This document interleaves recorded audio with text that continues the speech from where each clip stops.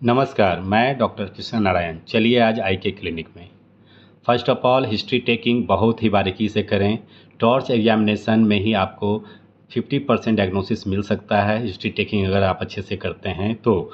फिर मैं जो है उसके बाद उनको सबसे पहले पेशेंट को मुझे रिफ्रैक्शन देना होता है, क्योंकि पहले लोग विजन के लिए आते हैं और उनकी क्या विजन है, तो हम लोग रिफ्रैक्शन ऑब्जेक्टिव और सब्जेक्टिव दोनों मेथड से करेंगे, जिसमें रेटिनोस्कोप और ऑटो रिफ्रैक्टोमीटर का उपयोग हम लोग करते हैं। उसके बाद पेशेंट को सेटिस्फाइड करते हैं कि आपको किस आँख में कितनी रोशनी है और ये ग्लास देने से आपको जो है कितनी रोशनी होगी। इस दरमियान हम लोग मरीज़ से बात करते रहते हैं, उन्हें फ्रेंडली बिहेवियर बन जाते हैं कि मैं जो आपको बता रहा हूँ वो आपके आँख की रोशनी और अच्छाई के लिए बताया जा रहा है। तो आप इस दरमियान जो है पेशेंट को फ्रेंडली जब बन जाते हैं तो पेशेंट आपके एडवाइस को फॉलो करते हैं। फिर सारे प्रोसेस को हम लोग नोट डाउन करते रहते हैं। उसके बाद पेशेंट को ले चलते हैं स्लिट लैंप एग्जामिनेशन पे। स्लिट लैंप एग्जामिनेशन पे हम लोग एंटीरियर टू पोस्टीरियर सेगमेंट देखते हैं, जैसे आईलिड, कंजक्टिवा, कॉर्निया, फिर जो है एसी के बाद हम लोग आइरिस, पुपिल रिएक्शन से लेकर के हम लोग जो है पोस्टीरियर सेगमेंट में 90D और 78D से डिस्क मैकुला देख सकते हैं।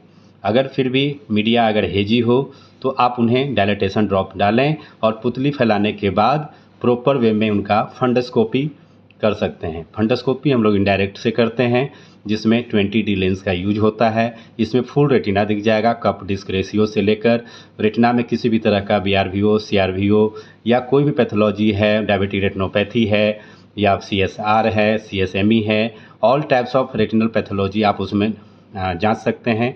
इस दरमियान भी हम लोग पेशेंट को अगर कोई क्रॉनिक परेशानी है तो उनको हम लोग समझा सकते हैं। सिस्टमेटिक डिजीज़ के बारे में भी उनको इस दरमियान हम लोग बातें करते रहते हैं कि उनका क्या लाइफ स्टाइल है।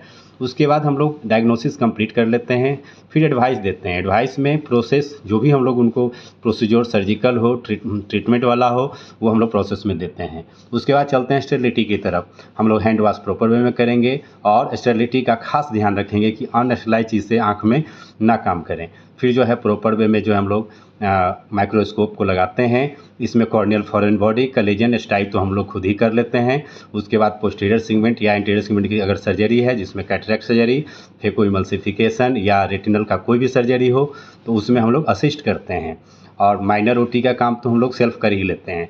पेशेंट को ये सब ध्यान रखते हुए हम लोग करते हैं।